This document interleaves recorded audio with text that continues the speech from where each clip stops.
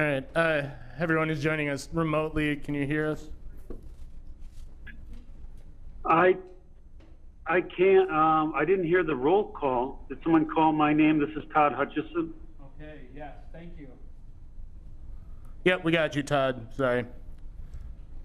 Yeah. Anyone else out there, up there? He was the only one who asked for the link. All right.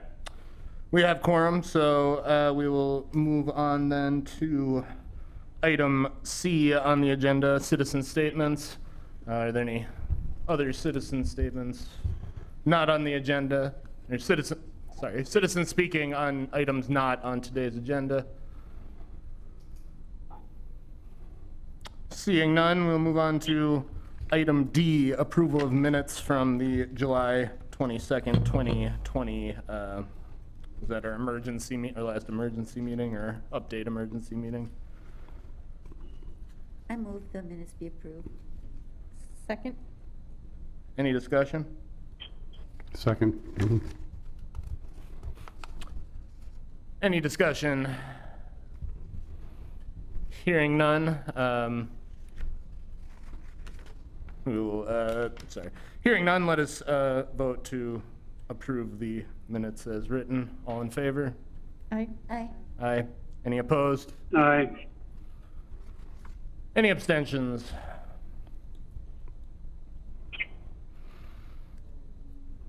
The minutes are approved unanimously. We move on then to item E, elections for chair and vice chair of this board. Mr. Davis, you want to talk us through that process? Sure, at this time, we would need to elect a chair for this board. And I, as the secretary, call for the nominations. I'll call it 3 times. Do you want to sit in Agnes's? Yeah. Thank you. Okay, as secretary of the board, I'll call for nominations 3 times, and we have a motion to close the nominations and vote. And then we vote, and then the new chair takes over for the nominations for the vice chair and the vote for the vice chair. So at this time, I can call for a nomination of the chair. A second is not required, just a nomination. I will nominate Tim Ernst. Are there any other nominations for the chair? Third and final time, are there any other nominations for the chair? Okay, since there's only one candidate, we can take a motion to close nominations and select the only candidate nominated. Like moved. that? Yep. So it's fine. Yep. So do we need a motion and a second for that? Yes. So moved. So Erickson, Ms. Erickson moves. Do we have a second? I second. Mr. Voltis, thank you. All in favor of the motion? Aye. Aye. Aye. Aye. Any opposed? Any abstentions? All right, thank you. I will serve with dignity and diligence, and you know how I do. So thank you. I will entertain any nominations for vice chair of this board then. I'd like to nominate Don Lord. So Mr. Lord is an alternate, correct? Yes, he is an alternate, so he might not be able to, if we have the full complement, he wouldn't be able to be the vice chair. So I think it needs to be a non-alternate. I nominate Mr. Garcia.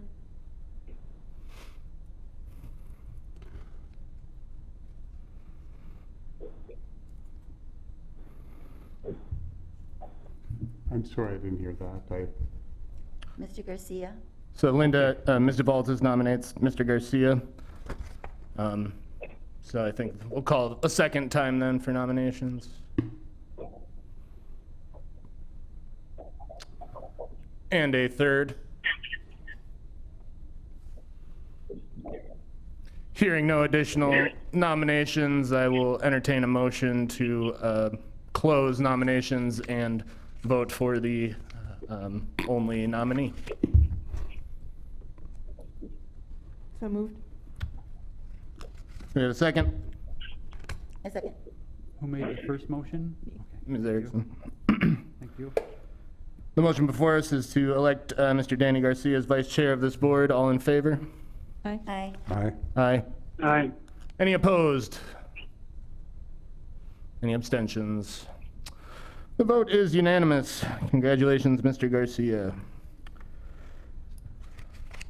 We'll move on then to item F, discussion regarding the Wisconsin Rental Assistance Program, or RAP, from Advocap.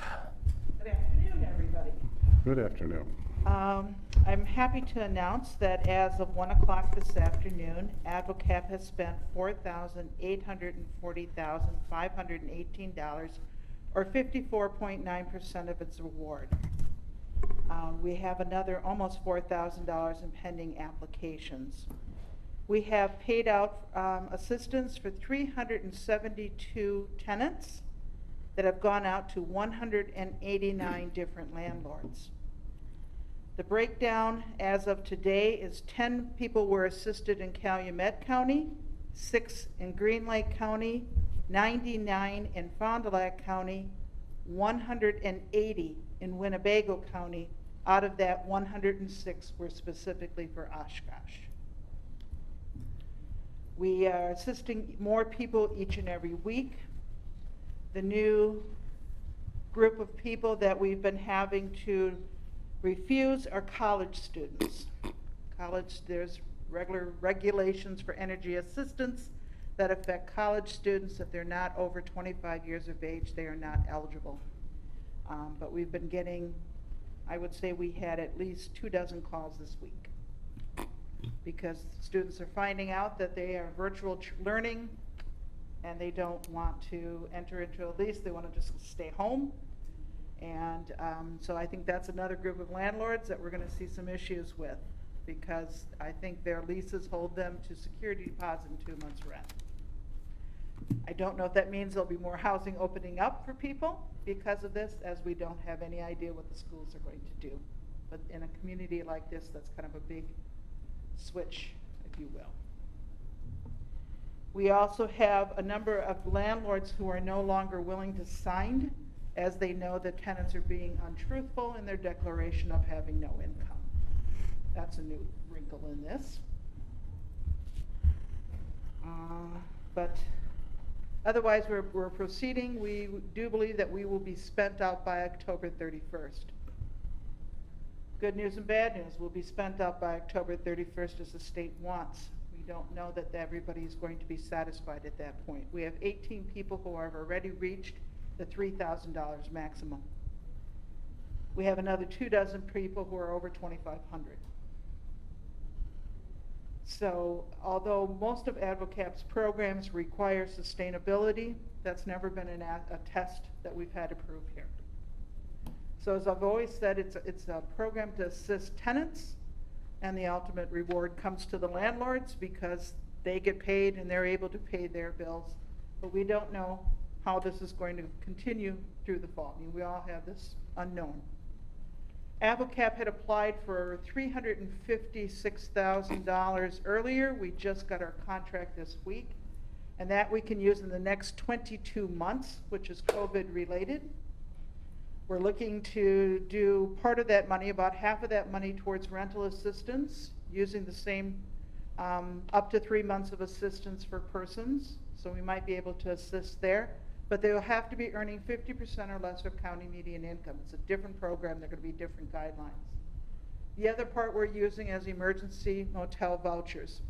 And we're in the stages of negotiating with hotels for a price on that. We're finding that people are being evicted, whether legally or illegally. There are people who are living in camping situations yet who aren't necessarily going to find that a viable option come after Labor Day. So again, we have 22 months to spend this dollars, and we're not going to plan on spending it all out yet. We're holding on to this until after the RAP money, because obviously the RAP money is just an easier fix for more people. But again, we have a limited amount of sustainability with that for people in the long run. We, of course, have no idea what new initiatives will come out of the government. We have no idea what will happen after elections. There's far more questions than answers about the future on that. But we're very happy that we're able to keep people housed. That's the purpose of this. And assist as many people as we have in the counties that we serve. Any questions I can answer? Yes, Doug? Well, I just got an email last week that there's a lobbying effort to put more money into this. Uh-huh. And then I heard that Governor Evers was taking a wait-and-see approach to see how this was playing out before they try and get more funds. So have you heard anything about that? We were told at different meetings that they felt that there'd be additional funds if this was spent out. Okay. We were originally told that this money was good until the end of the year, and then we were told that the last 2 months are meant for closeout, meaning that we should have the money spent and that the state would be able to close out these accounts with other people. But they felt that there'd be other information that would follow and other funding that would follow. So uncertain. It's just so many balls in the air right now. Yeah. I mean, I realize Governor Evers is not changing his position this year, but we have no idea after elections who will allow and what kind of stimulus will be out there. It's just many questions. Thank you. Yes.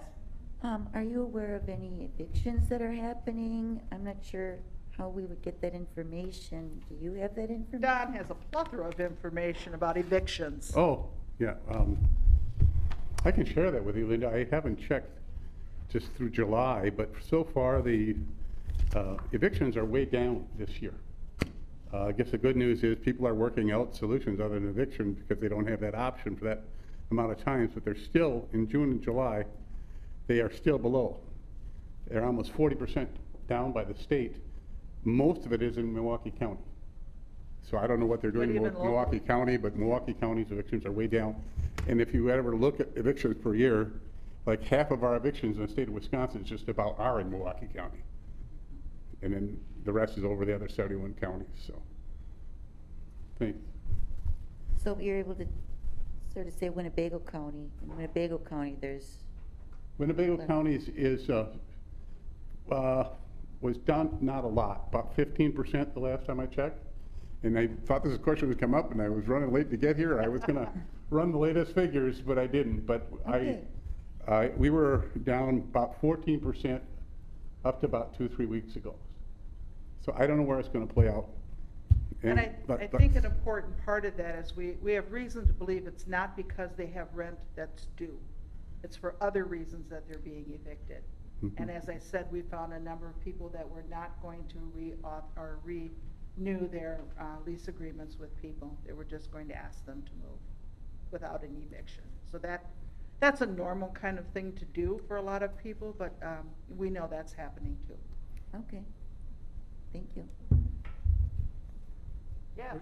I know in the past you've had a backlog, that you've added staff, and how are you with the backlog at this point? We are down to a day or two wait list now. We authorized a ridiculous amount of overtime for 10 people, up to 10 hours, and that really helped us in the last couple of weeks catching up. It's a lot easier when people are asking for the second month of assistance, far less paperwork to do. I believe we helped 60 people this week. Last week was in the 50s, so it's just a lot easier to assist people. But yes, I'm very pleased to say that we were able to, like I said, provide some overtime to staff. I've got 8 part-time people and 2 full-time people working on this right now. And as I said, it takes about 45 minutes to put an application in. So it's quite a process. I mean, you can't do that. We also found that if we call between the hours of 5 and 8 in the evening, we get a lot of people who weren't necessarily sitting at home waiting for our phone call. So that's been working for us too. And Saturdays, we've been calling on Saturdays too. So yes, I'm proud to say that we're catching up with that. And you have a sense for how much longer the funds you have will last? Will it take you through the end of October? I think it's going to be very close. Sometime through October. And let's face it, very few people are calling at the last week saying, I haven't been able to pay October rent, so it might go a little bit earlier. We are now able to consider people for September as of August 15th. If nothing's changed in their situation, we can pre-work, before we couldn't prepay.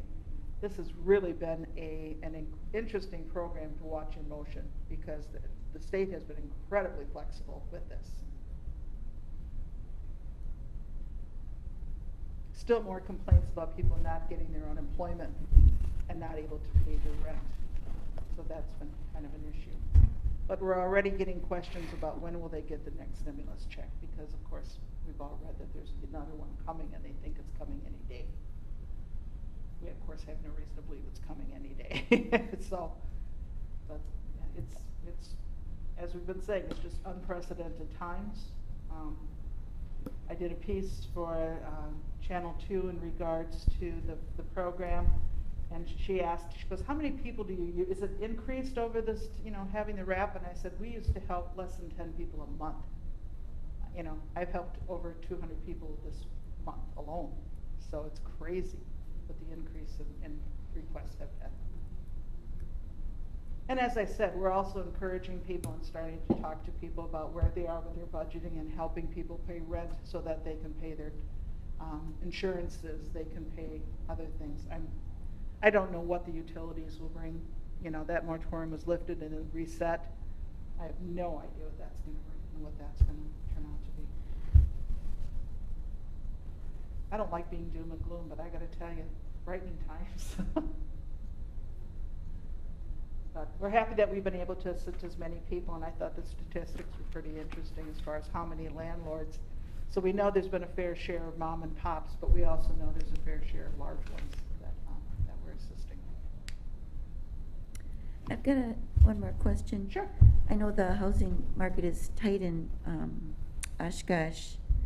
Are you aware of any housing at the university, like dorms? Are they offering those as places to rent, anything like that? I have no reason to believe that dorms are, but I am very curious about off-campus living if they are going to go to virtual schooling during this semester. What are the landlords who typically gear themselves towards that? What are they going to do?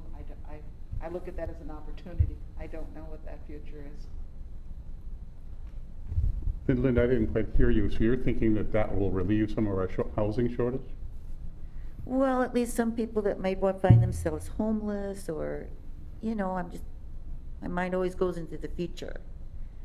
And I was thinking about homelessness this morning, and I thought of the university, if there's not students there, Mm-hmm. and most of them are, or a lot of them are doing virtual courses, that would free up some dorm rooms, and I was just curious about that.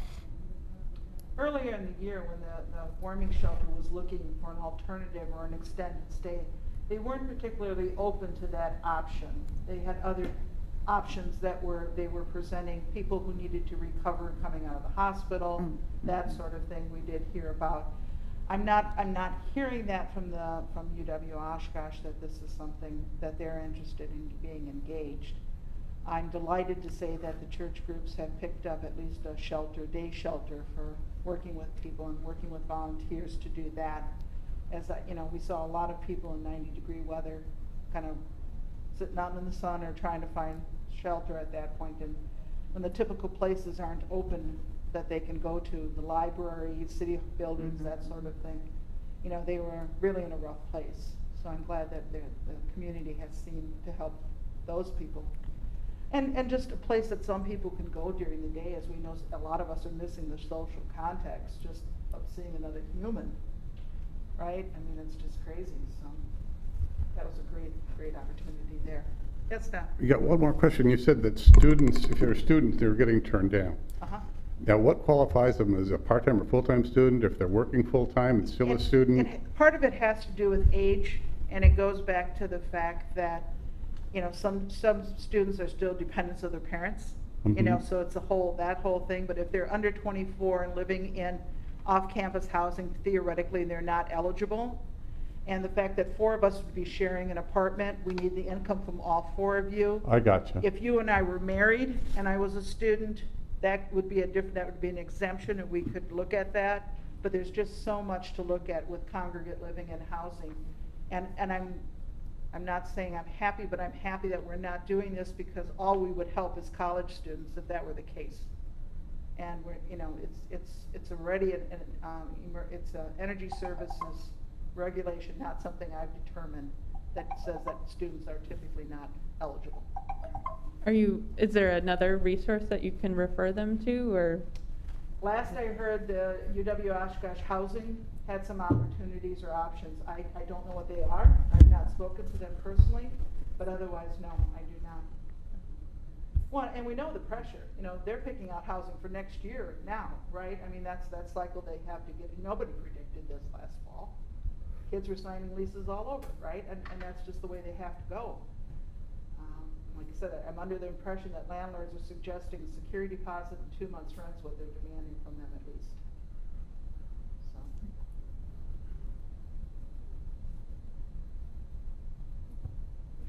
I don't know if the landlords have given any statements to you, or if you have any insight as to what landlords that typically gear towards college students, what they're thinking. I haven't had many conversations like that. Again, unprecedented times for them, right? I mean, they didn't see this coming. So, don't know. I mean, that to me looks, like I said, looks like an opportunity, but I don't know that it will be.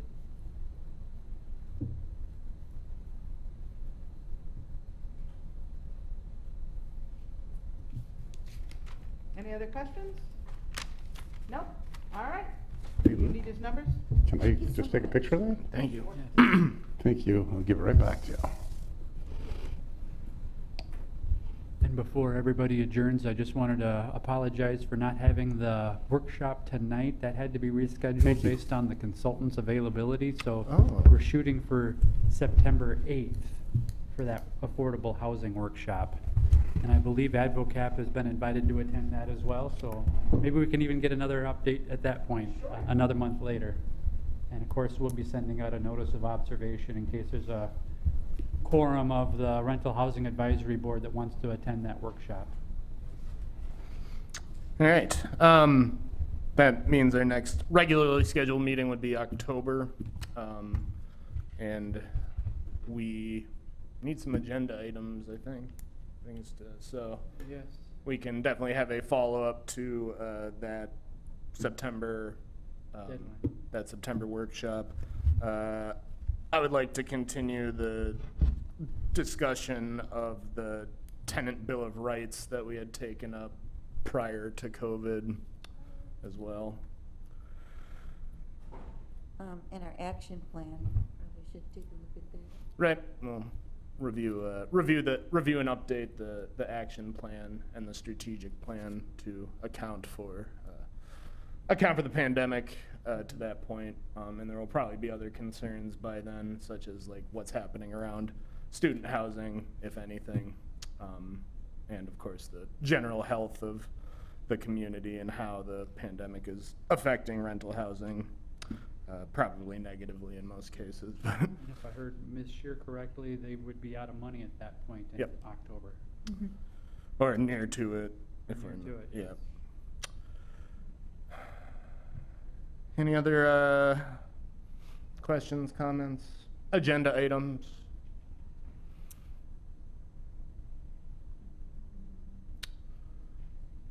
Hearing none, then I would entertain a motion to adjourn. So moved? We have a second. One second. All in favor? Aye. Hey, Aye. Any opposed? Abstentions? All right. That brings this meeting to a close. Thank you, everybody, and stay safe.